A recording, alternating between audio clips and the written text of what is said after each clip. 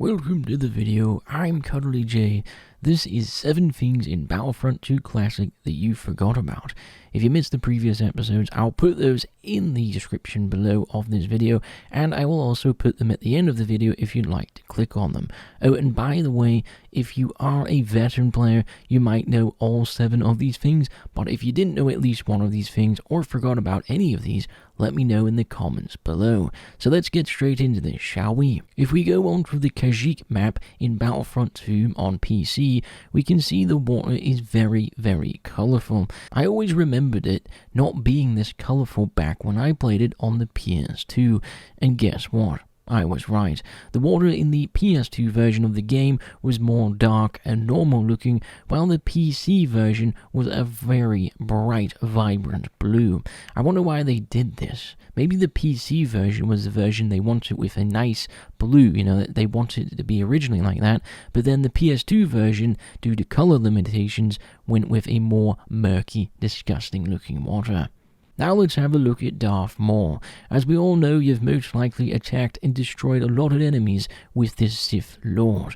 I really enjoyed his agile movements, badass looks, and cool attack animations. But did you know there is an attack after the final default attack animation? Basically just hold the attack button at the end of the normal attack pattern, and then you'll do a cool saber twirl.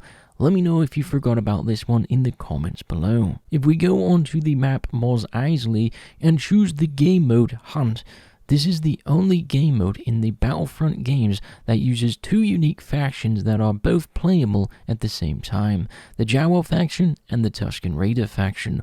All the other Hunt game modes only let you choose between one unique faction, such as a Wampa, and another main faction like the Rebels, for example. For our next one, if we head to the Jabba's Palace and get picked up by a Rancor, hit the main menu and hit respawn, we will actually drop a bunch of, health packs and ammo packs onto the ground. I showed this in a previous video, but did you know if we do this with a droid instead, such as this super battle droid, this will actually happen.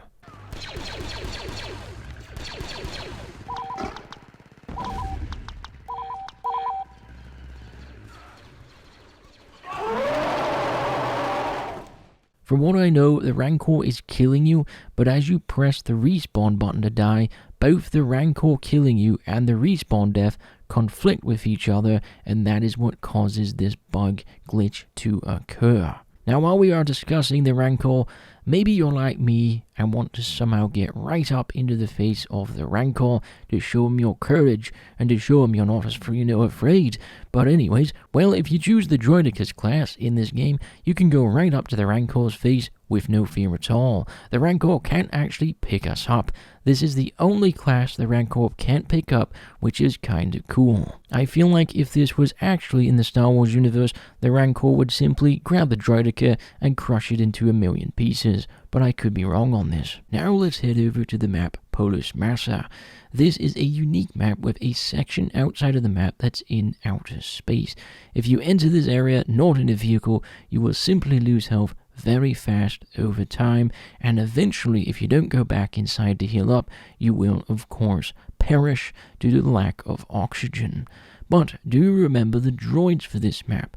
If you go outside as any of the droids into the outer space area, you will actually take no damage, or you will take a tick of damage, and then you'll be free to walk around Polus Mara's outside space area, taking no damage, of course. I tried this on every single droid available, and it works for all of them, which is a very nice touch, as droids should be able to do this.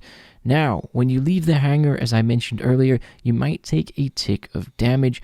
While this happens, you'll hear this.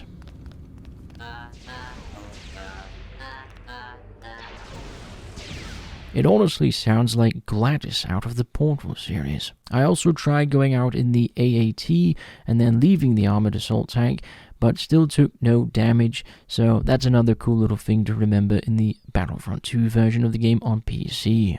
For my last and 7th thing you might have forgotten in Battlefront 2 Classic is the gun grenades and the EMP launcher from the Jet Trooper. Both of the animations for these were actually cut due to time.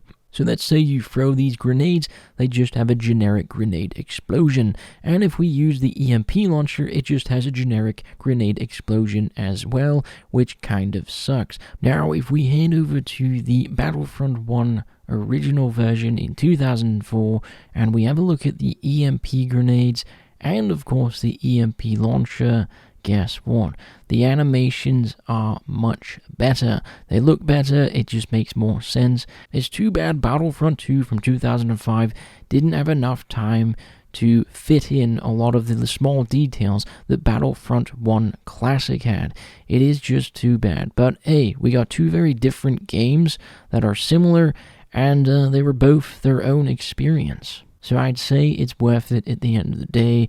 And during my, childhood, as a young lad, I had a lot of fun on both of these games, so I have no ill manner towards them. Overall, I hope you enjoyed this video, and let me know in the comments below if you forgot about any of these things mentioned.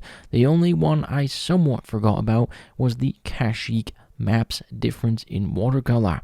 If you enjoyed this video, leave a like, subscribe, and of course, I'll see you in another. Cheerio, everyone. Hostiles have acquired a command post. It is done, Master.